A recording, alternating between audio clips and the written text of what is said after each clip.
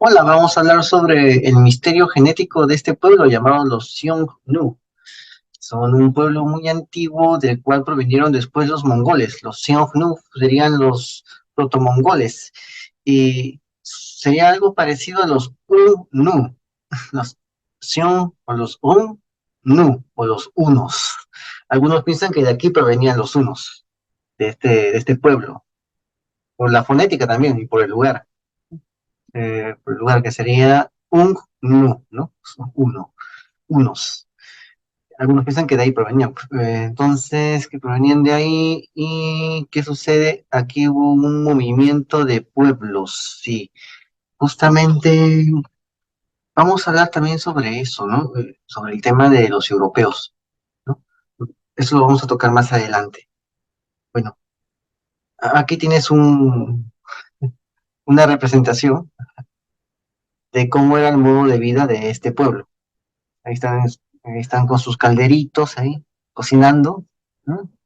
La gente está comiendo ahí en sus cuencos, sus platitos. Ahí están comiendo y vestían de ese modo tan... Tenían bonita forma de vestir, así. Mira el sombrero, ¿no? El sombrero se parece al de acá, ¿no? Al que se usa en las zonas altas. Se parece un poco, ¿no? El sombrero. Bueno, vivían en estas carpas.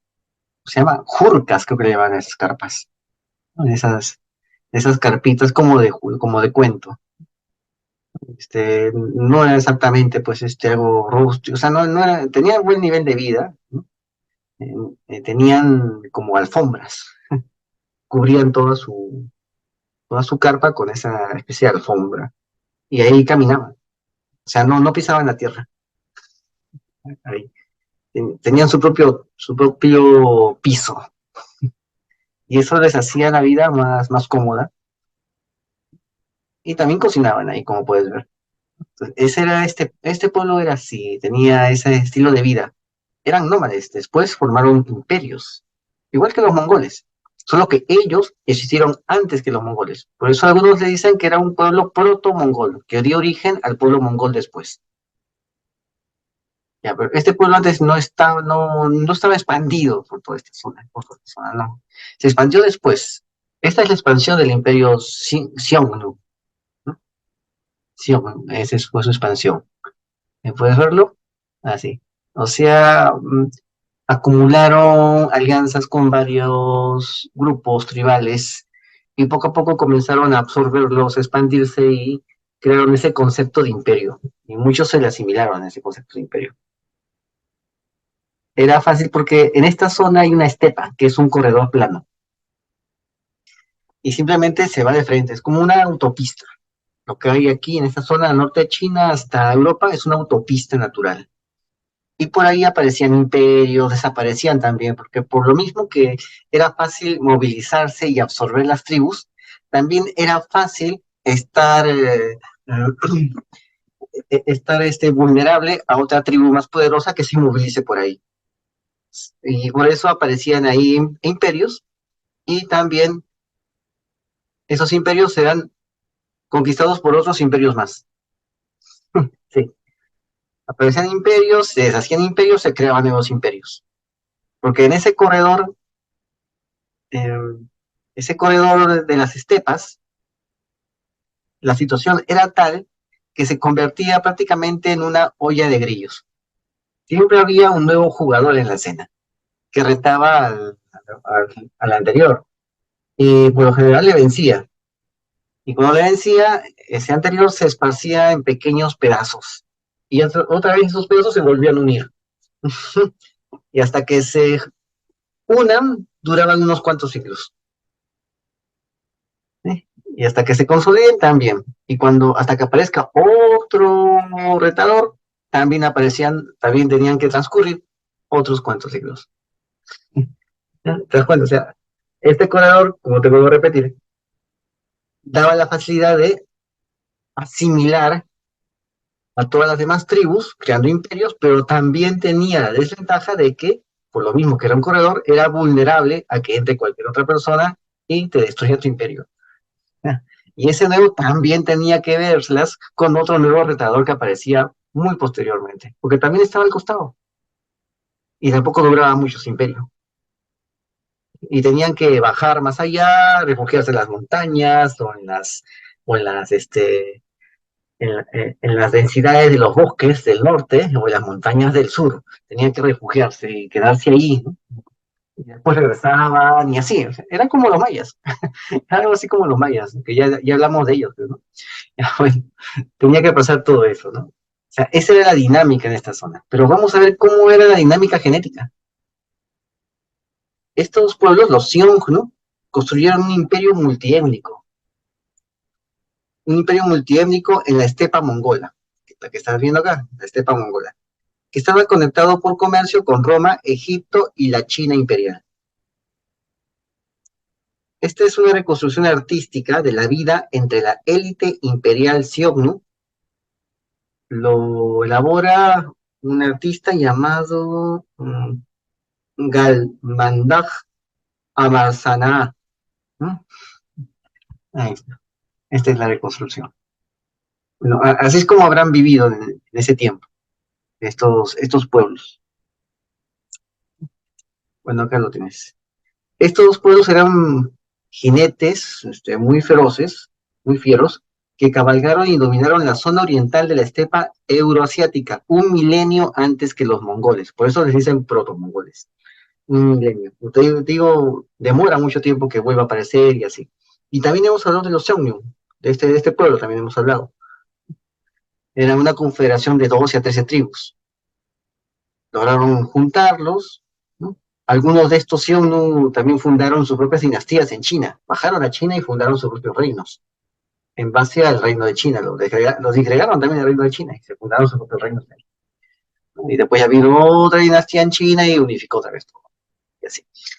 Bueno, esa era la dinámica de ese tiempo. Y esta era la cultura, ¿no? Aquí está.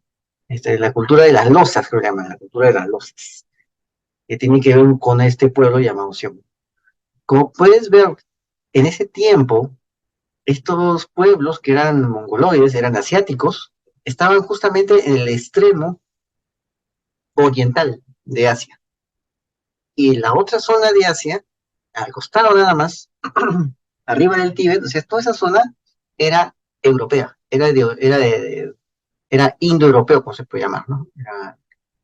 Era la misma raza de los europeos actuales. Toda esa zona era full europeo. Y la zona que era asiática era el rinconcito que estás viendo acá, que empieza aquí con este río que va de Baikal. ¿No puedes verlo acá? Voy a señalar con la cosa, ¿no? La zona que empieza en este río, está acá, que sube al lago Baikal y de Baikal vuelve a seguir bajando, ¿no? Acá que ves, este río está acá. De Baikal, los ríos bajan hasta la Siberia, hasta las montañas, los bosques siberianos, y de ahí termina desembocando en el Polo Norte. Ya, esta es la zona donde se desarrolla este pueblo, pero al costado hay tribus escitas, es decir, europeos. O sea, el europeo existía hasta aquí. Y quizás existía hasta más allá, hasta el lugar donde están estos protomongoles, también existía. Pero aparecieron estos protomongoles y comenzaron poco a poco a agrupar zonas, a agruparse, poco a poco. Y tomaron su posición aquí, en este rinconcito. Pero todo esto era tocarios. Los tocarios son europeos. Los indos, los arianos también son de origen europeo, son de raza europea. Los escitas también son europeos. Antes los europeos llegaban hasta acá, ¿no? Los tocarios también eran indoeuropeos, también. Eran, eran indoeuropeos, como los persas, que también son indoeuropeos. Los kurdos también son indoeuropeos, ¿no? O sea, esa raza llegaba hasta acá. Estaba extendida por una gran cantidad de Eurasia, de tierra de Eurasia. Ahora bien, ¿cuál es el pueblo que tiene más genes europeos? ¿Mm? Ya, ese pueblo que tiene más genes europeos está en un vallecito escondido de Afganistán, creo. Afganistán, Pakistán, Pakistán. en un vallecito escondido de ahí. Hay un vallecito, chiquito, vallecito. Es un afluente de un río principal, ahí, un vallecito chiquito. Ahí están los pueblos. Hay un pueblo que es el más europeo. Eran animistas, no eran cristianos, eran animistas, rendían culto a los seres elementales de la naturaleza, eran animistas. Y costó trabajo islamizarlos, pero ellos hasta ahora creo que cuesta trabajo. Bueno, entonces esos son pueblos originarios de Pakistán. Son pueblos que tienen la mayor cantidad de genes europeos. Tienen más cantidad de genes europeos que un europeo propiamente dicho. Eso está en esa zona de Pakistán, en ese vallecito. ¿No? Y ellos por lo general creo que descienden de estos tocarios que están acá abajo. Tocarios. ¿No? Y estos arianos que están acá son los que bajan, por el Tíbet bajan más allá, hasta la India. Hasta la India, los Vedas. ¿No? La India. Que se funden con los dravídicos, que también hemos hablado acá. Esos son los arios. Son esos pueblos de raza blanca que bajan a la India y crean la casta superior. También otro grupo de arios va hasta la meseta del Irán y de ahí vienen los persas y los kurdos. Pero nacen acá. Aparte están los jafetitas, ¿no? Porque estos son jafetitas del norte, lo que estás viendo acá. Son jafetitas del norte. Y ya hemos hablado de los jafetitas del sur. Ya, pero llegaban hasta acá. Hasta aquí ya, toda esa raza. Ahora están poco a poco achicándose en terreno por las migraciones y todo, que la misma Unión Europea a través del plan Kalergi está incentivando. Entra a Real Biopolítica, nuestra página Facebook, y coloca ahí Kalergi, y vas a encontrar bastante información. ¿Ya? Entonces, esa es la situación que había antes. Antes el europeo llegaba hasta acá, vivían ahí. Y ahora están poco a poco también siendo arrinconados del mismo modo como nacieron los protomongoles acá, que vivieron arrinconados acá. ¿No? Pero ellos son nuevos, los mongoles son gente nueva ahí, en esa zona.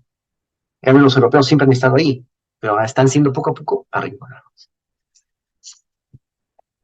Bueno, aquí estamos usando este mapa, pues. Entonces, los mongoles vinieron después, y los mongoles lanzan incursiones, nunca antes vistas contra la China de las dinastías Qi y Han, obligándolas a erigir fortificaciones, ¿no? Los protomongoles, ¿no? Los Xiongnu, los Xiongnu, estos que serían como los hunos, ¿no? Estos hacen que los chinos erijan la Gran Muralla para defenderse de sus incursiones. Aparecieron también como astutos e influyentes socios comerciales de la ruta de la seda. Manejaban vidrios romanos, ¿sí? Vidrios romanos, textiles persas, cuentas de fayenza, es decir, una cerámica vitrificada, de cuarzo vitrificado. Era una cerámica como si tuviera un revestimiento de vidrio, la cerámica suave, ya, eso sí. Eso también manejaban ese tipo de mercancías. Esa es la fayenza egipcia. Una especie de cerámica de cuarzo forrado, una cerámica que está cubierto con una especie de cuarzo vitrificado que le da un toque bastante elegante. Bueno, también manejaban plata griega. O sea, eran unos comerciantes que hicieron buena pasta y eso implicó también que podían invertirlo en proyectos políticos. Los Xiongnu, establecidos en el territorio de la actual Mongolia, gobernaron las regiones del norte de China, el sur de Siberia y el Asia Central durante unos 300 años, desde los últimos compases del siglo III a.C., es decir, durante la República Imperial Romana, eran coetáneos de la República Imperial Romana, hasta finales del siglo I, que es cuando acaba la República Imperial Romana, y aparece ya el imperio. O sea, de toda esta etapa, los Xiongnu ya estaban en su apogeo, estaban en su mejor momento. En ese mejor momento no solo se convirtieron en un temible y veloz enemigo de los emperadores chinos. Con los chinos pues tuvieron una política de alianza y paz, mediante matrimonios dinásticos, tributos, y también se convirtieron en una gran confederación de tribus considerada el primer imperio nómada de la historia, una entidad multiétnica multicultural y multilingüe. También hemos hablado también de ellos, que eran como una confederación de 13 tribus que estaban manejándose ahí, ¿no? Que vivían en esa zona, ¿no? Los Xiongnu no dejaron por escrito testimonio de sus aventuras e invasiones. No, no lo dejaron. Se conocen gracias a los registros históricos de sus enemigos, como los cronistas de la dinastía Han, la dinastía china, que apenas brindan información sobre sus orígenes, sobre su organización social, su crecimiento político, y algunas evidencias arqueológicas, como estas figurillas que estoy mostrándote acá, que es parte de su arte de ellos. Creo que son guerreros, parecen son guerreros. Un guerrero ahí con su mechón, ¿no? Calvo con un mechón ahí, que se dejaron un mechón ahí en la frente, sobre la cabeza, ¿no? Ahí hay otro guerrero también. Esto es lo que han dejado. Han dejado más cosas, ¿no? Han dejado más cosas. Okay. Como esto. Bonito, ¿no? Esto es una especie de broche que usaban las mujeres de su pueblo, de ellos. Sí. Bueno, sucede que varios estudios genéticos han, han desvelado, han desvelado que fueron resultado de la unión de dos poblaciones distintas de pastores de Mongolia. O sea, dos grupos étnicos se juntan ahí y crean este grupo llamado los Xiongnu. Y después, este grupo llamado los Xiongnu aparecen como mongoles, ¿no? Después de siglos ya. Pero primero aparece así, dos grupos étnicos, ¿no? De pastores, dos tribus, dos razas de pastores de esa zona de Mongolia. Y gentes de Sarmacia, territorio en torno a la actual Ucrania y también la China imperial. O sea, los mismos, un contingente de estos indoeuropeos que están acá, Sarmacia, ¿no? Los grupos nativos, las dos tribus pastorales de esta zona, nativas, junto con los chinos. Esos cuatro elementos étnicos son los que forman el pueblo Xiongnu. Bueno, eso es lo que han encontrado, ¿no? Y es normal porque son los grupos periféricos y son los grupos nativos. Dos grupos periféricos, chinos, eh, indoeuropeos, sarmacios, sármatas, y dos grupos nativos que son dos tribus, dos razas de tribus que existían acá, en la zona de Mongolia. Bueno, una de las conclusiones de este estudio científico, eh, de cuál basó esto, es que la diversidad genética fue menor entre los individuos de alto estatus. O sea, en la élite la diversidad genética era menor, porque eran más endógamos. Igual que acá, igual que en la élite Illuminati, igual también.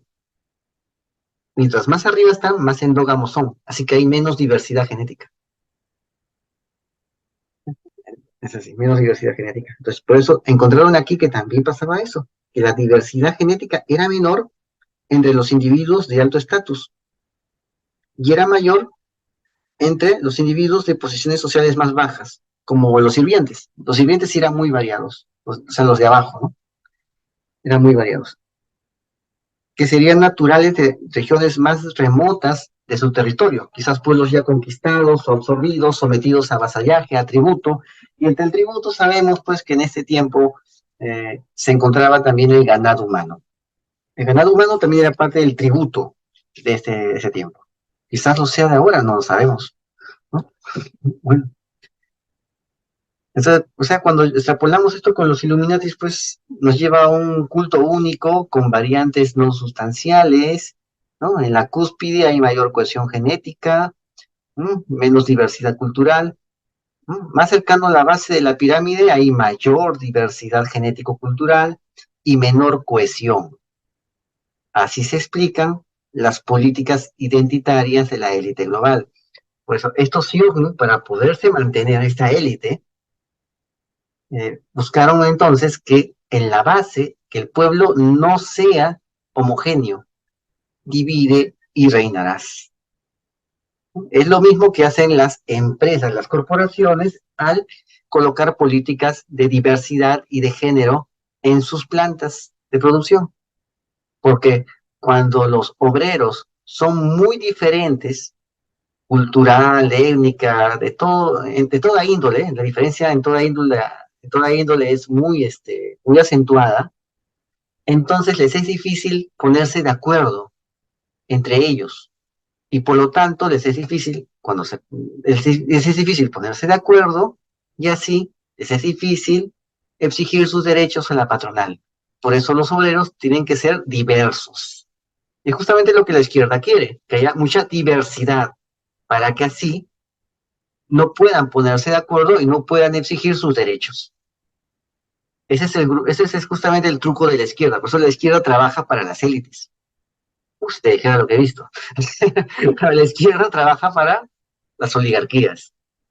Por eso quieren que el pueblo sea muy diverso, para que el pueblo no pueda exigir sus derechos frente a los poderosos.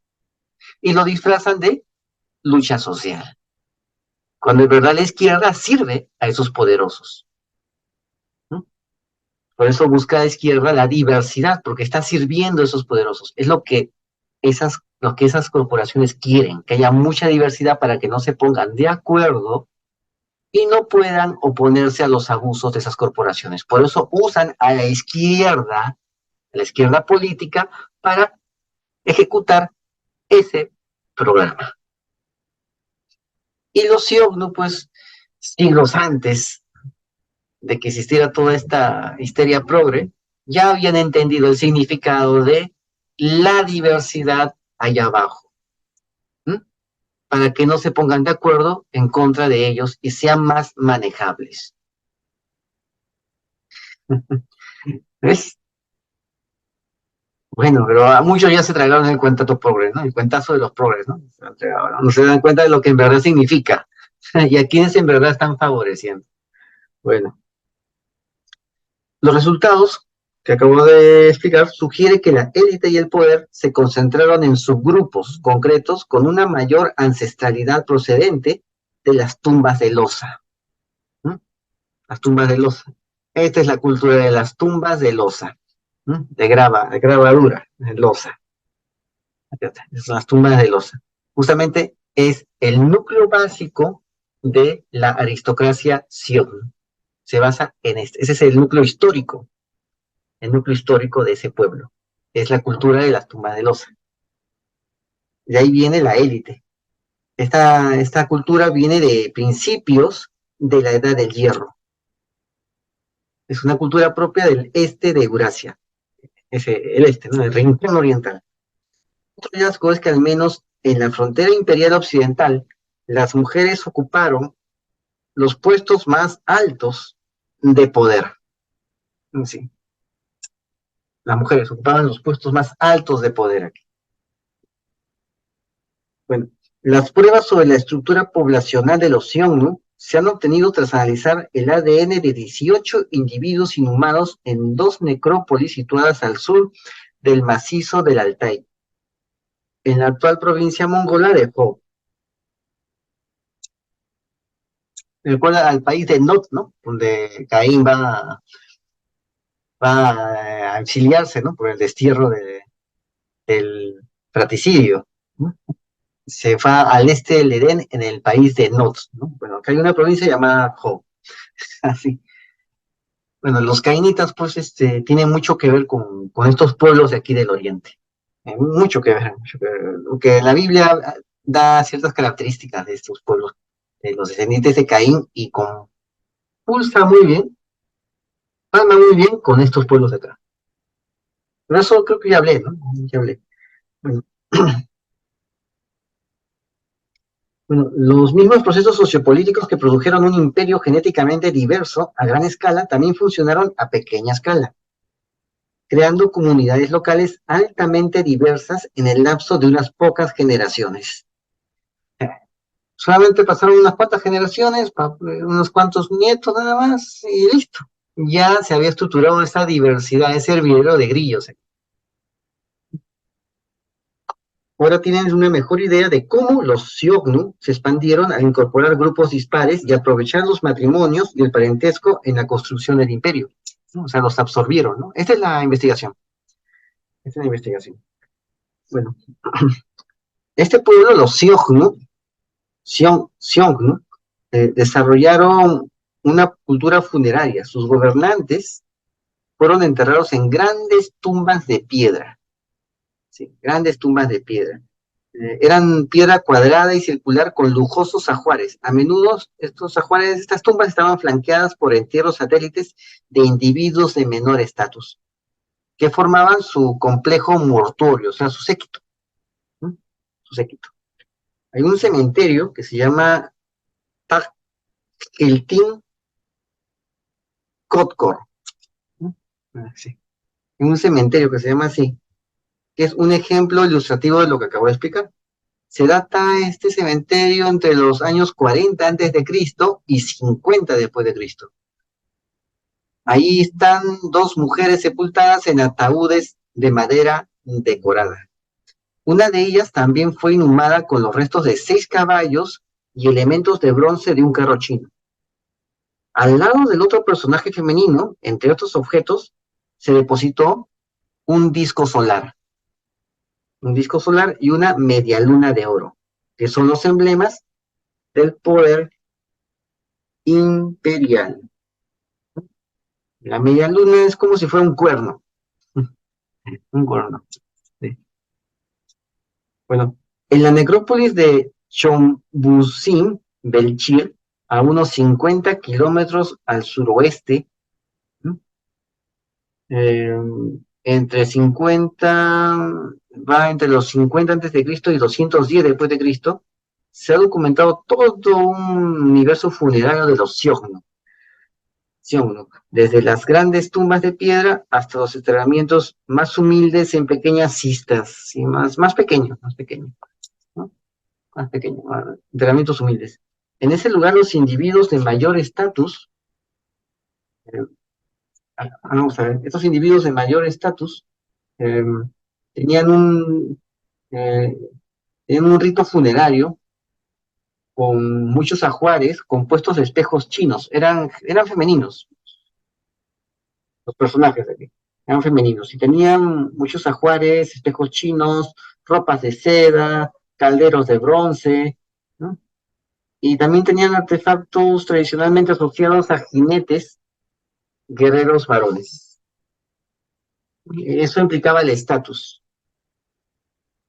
Encontraron allí una copa de laca china. ¿Dónde está?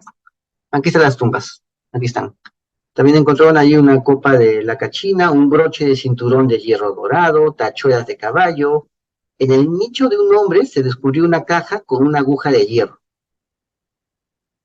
Esto indica que la costura no se asociaba exclusivamente con las mujeres, no se asociaba con ellas, sino también los hombres también tenían que saber coser su ropa, porque como puedes ver acá, el sitio es bastante extenso, o sea, no hay un mercado donde haya una costurera, ¿no? O un maestro costurero, pues que te ayude. Tenías que hacértelo tú solo, tenías que cosértelo tú solo. Así que seguro que también tenías tu set de costuras si viajabas por acá, porque hasta encontrar a alguien que te resalza la ropa, el traje, va a ser bastante difícil, ¿eh? Encontrarlo acá. Así que los mismos varones tenían que coser su propia ropa, es algo esperable, ¿no? Bueno, este es el cementerio, como puedes ver, en la parte alta, ¿no? La parte alta de esta montaña. Y ahí puedes ver esas enormes montañas donde ellos vivían. El paisaje es increíble, increíble. Bueno, vamos a ver. Las mujeres tuvieron un gran poder como agentes del Estado imperial, de los Xiongnu, a lo largo de la frontera, a menudo con rangos nobles exclusivos, manteniendo tradiciones y participando en la política de poder de la estepa, como en las llamadas redes de intercambio de la ruta de la seda. Las únicas tumbas femeninas de ambas necrópolis que no estaban ricamente ornamentadas eran las tumbas de las niñas. Una de las sepulturas más llamativas de estos cementerios, como el de Chombusin Belchir, contenía restos de una mujer joven que probablemente murió de parto, inhumada junto a un bebé que tenía un collar de cuentas de pasta. Una de ellas, pues, de esa fallenza que te he explicado. Y justamente encontraron allí esta fallenza que representa el falo de Bes, la deidad egipcia protectora de los niños. Ese ser monstruoso egipcio, ¿no? Ya, bueno, ese culto llegaba hasta acá. Ese mozo llamado Bes, ¿no? En Egipto. Era una entidad pues que protegía a los niños, que hasta las demás entidades sentían cierto pavor de verlo. Bueno, ese es Bes. Ese también hemos hablado, pero bueno. Los arqueólogos también han hallado tumbas de adultos y adolescentes varones con arcos, flechas y lanzas, ¿no? Aquí están las tumbas, aquí en medio de la nada prácticamente. Pero para este pueblo, pues este era su hogar, ¿no? Era su hogar. Bueno, entonces hay una tumba de un joven de unos 11 a 12 años, un adolescente, incluso se descubrió un arco de menor tamaño. Pero en la de los niños más pequeños no se encontraron armas, sino restos de seda, cuero y fieltro. ¿Ves? Aquí puedes ver estas tumbas. Ahí está. Estas diferencias en el registro arqueológico sugieren que los roles sociales de género de cazador y guerrero no se atribuyeron a los niños hasta el final de la infancia o la adolescencia, ¿no? La adolescencia temprana, más o menos. Los jóvenes recibieron un tratamiento funerario diferente, dependiendo de su edad y su sexo, lo que da pistas sobre las edades en las que se construía el estatus en la sociedad Xiongnu. Y acá puedes ver a los arqueólogos excavando esta zona. ¿Ves? Ahí parece que hay varios tumulitos, ¿no? ¿Te das cuenta? ¿Te das cuenta que hay otro túmulo? Lo estoy señalando con el cursor, hay otro. Y acá hay otro, ¿ves? Y atrás hay otro. O sea, hay varios, ¿eh? Hay varios acá. Hay varias posibles tumbas. Aquí se nota por la diferencia de tierra. Nota que la tierra es diferente al de los alrededores, ¿no? Una tierra diferente a lo que hay a su alrededor. O sea, es posible que ahí sean las tumbas. Ahí se ubiquen esas tumbas, ¿no? De repente toda esa zona se usó para las tumbas, ¿no? Como es seco, no creo que por ahí circule pues un río estacional como acá en Perú, ¿no? Que hay ríos estacionales que barren todo, ¿no? Ahí no creo.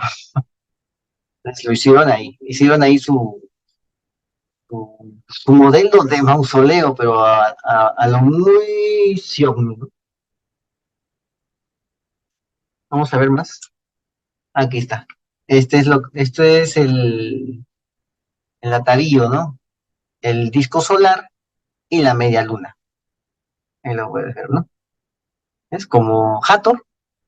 ¿Te acordarás de la visión de Hathor? Cómo es la diosa Hathor egipcia, ¿no? Tiene que mucho que ver con Egipto, ¿no? ¿Qué pasó aquí? ¿Por qué llegó tan lejos la tradición egipcia? ¿No? Hasta cerámica egipcia, ¿no? Y dioses egipcios. O sea, todo eso llegó hasta ahí, hasta China llegó. La religión egipcia llegó hasta ahí, hasta las fronteras de la muralla china. ¿Ves? Y esta es la media luna, ¿no? Y los discos, ¿no? Um, Gedeón, en el Viejo Testamento, en los jueces, habla de los madianitas que con sus camellos, ¿no? Esperaban la estación en el desierto y cuando sabían que era tiempo de cosecha, iban a saquear a los israelitas, ¿no? A los israelitas, iban a saquearles, ¿no? Y habla de que sus camellos estaban adornados con discos y lunas de oro, como esto que está haciendo acá. En la Biblia aparece que los madianitas tenían este tipo de adornos en sus camellos. Y justamente Gedeón los derrota, Gedeón los derrota y se queda con estos discos y estas lunitas de oro, y se vuelve rico, pues, porque es parte de su botín.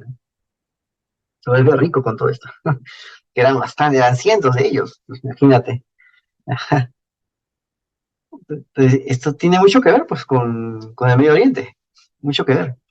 Y los Xiongnu absorbieron parte de esta cultura también. O sea, si quieres saber cómo eran esos atuendos madianitas de los que atacaban eh, las chacras, los campos israelitas en temporada para saquearlos, ¿no? Eran como estos. Ahí lo ves. Ahí dice la Biblia, ¿no? Discos y lunas de oro, plata, ¿eh? Así los madianitas adornaban sus camellos. Se adornaban también ellos con oro. Y saqueaban hasta decir basta, ¿no? Siempre estaban saqueando, ¿no? Es en la época de los jueces, es cuando ya no había mucho gobierno, mucho estado. Y los judíos, los israelitas vivían en tribus, separados, así. Se separaban, se unían, se peleaban y así, vivían así. O sea, no había un estado todavía. Entonces, como no había estado, estos madianitas aprovechaban y saqueaban esa zona porque esa zona era tierra de nadie, entonces podían saquearlos sin problemas, ¿no? Después, ya siglos después, los hasaníes de Arabia recorrieron toda la zona del África del Norte hasta llegar al Sahara español y ahí también hacían de las suyas, hacían igualito como hacían los medianitas, hacían igualito, siglo después ya, en el Sahara español. Ya, bueno, esa es otra historia, ¿no? Pero tiene mucho que ver, ¿eh? Tiene mucho que ver. Me hizo acordar, me hizo acordar. Bueno, pues, entonces, pues sigamos, ¿no? Acá tienes, pues, el Sol y la Luna. Este es, el Sol y la Luna, ¿no? Son artefactos de la tumba de este sitio llamado Tajiltín Cotocoro, ¿no? El disco de oro y la media luna. Ahí tienes también un botón de hueso alargado, acá. Incrustaciones en forma de veira, hay incrustaciones ahí, ¿ves? Ahí está. Ese par de palillos para comer, de hueso, con palillas para comer. Bueno, si bien este imperio se desintegró hacia finales del siglo I después de Cristo, debilitado por sus luchas contra los Han de China, los hallazgos y el estudio muestran que el legado social y cultural del pueblo Xiongnu perduró. Los resultados confirman una larga tradición nómada de las princesas de la élite que desempeñaron un papel en la vida política y económica de los imperios, sobre todo en las periferias. Esta tradición comenzó en esta época y continuó más de 1000 años después bajo el imperio mongol. O sea, se mantuvo la tradición. Después vienen los mongoles, y los mongoles lo que hacen es expulsar a los escitas, los sábanas, todos los pueblos que son indoeuropeos los expulsan de toda la estepa asiática, ¿no? Y los mueven hacia Europa. Y ahí aparecen los godos, los ostrogodos, los visigodos, los euros, ¿no? Aparecen un montón de tribus ahí. Son lo que quedó de aquello que expulsaron los mongoles, los asiáticos. Y entonces el Asia central dejó de ser europea el Asia central, y se volvió asiático, porque los mongoles los arrinconaron más a los europeos. Y ahora los europeos están recibiendo inmigración, en gran parte ilegal, por, gracias a la política de sus dirigentes, muchos de los cuales ellos no eligen. Y esos dirigentes están creando esta inmigración para arrinconar más a los europeos, hasta que desaparezca, ¿no? Entonces, esto es lo que pasó. Pero ese pueblo, la cultura de ese pueblo se mantuvo hasta los mongoles, hasta el pueblo mongol. Se pudo mantener esa cultura, ¿no? Esa tradición, ¿no? Esa tradición de ese pueblo que ya desapareció, ¿no? Entonces, esto fue lo que pasó, ¿no? Acá puedes ver los pueblos, ¿no? A todos estos pueblos de aquí, ¿no? Mm, acá puedes ver los planos que han hecho, los mapas genéticos que han hecho, ¿no?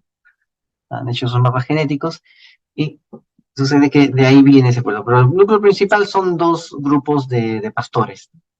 Aquí lo puedes ver. Acá está el lago Baikal, ¿no?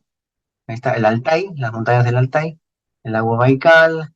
Puedes ver los grupos, ¿no? Ahí están los grupos la cultura ¿cómo se llama? De las losas, ¿no? Es slab grave, ¿no? Son las losas, esa es la cultura de losas, los triángulos verdes de cabeza, esa es la cultura de las losas, ¿no? El otro grupo es otro grupo de pastores, Ulan Sug, ¿ya? Es el otro grupo. Esos dos grupos, los triangulitos y los circulitos, se fusionan y crean una nueva tribu, se fusionan ahí. Se fusionan y comienzan a crear una nueva tribu y comienzan a asimilar grupos chinos y grupos sármatas europeos, ¿no? Que en ese tiempo llegaban hasta el Altai. Además, en el Altai ya estaba India Oriental, y India Oriental legó algo del europeo, ¿no? Ya, bueno, pues ahí está el Altai. Entonces, ellos comenzaron a a nuclearse ahí, ¿ves? A nuclearse. El núcleo son esas dos tribus, los triangulitos verdes, ¿no? Que están de cabeza, y los circulitos. Esas son las dos tribus. Ahí empezaron a gestarse y comenzaron a expandirse hacia el oriente, ¿no? Hacia el oriente. Son cuando se gestan, cuando se juntan, ¿ya? Mm, Cuando se juntan, eh, aparecen también otros grupos como el este de Mongolia, ¿no? Ahí está, el este de Mongolia. Ya. Bueno, cuando se juntan estos grupos, vienen y aparece ya el pueblo Xiongnu, que es el rombo blanco. Es, es la, es la tribu ya formada por la unión de esas tribus antiguas, de las dos tribus de pastores de esa zona, nativas. Las dos tribus nativas crean el pueblo que aparece en rombos blancos. ¿Mm? Ya, era así. Y ese pueblo de rombos blancos comienza a esparcirse y es el pueblo que aparece en rombos negros. Los últimos Xiongnos, los Xiongnos tardíos. Los Xiongnos bebés nacientes, el pueblo naciente es el blanco. El rombo blanco y el pueblo ya formado es el rombo negro. ¿Eh?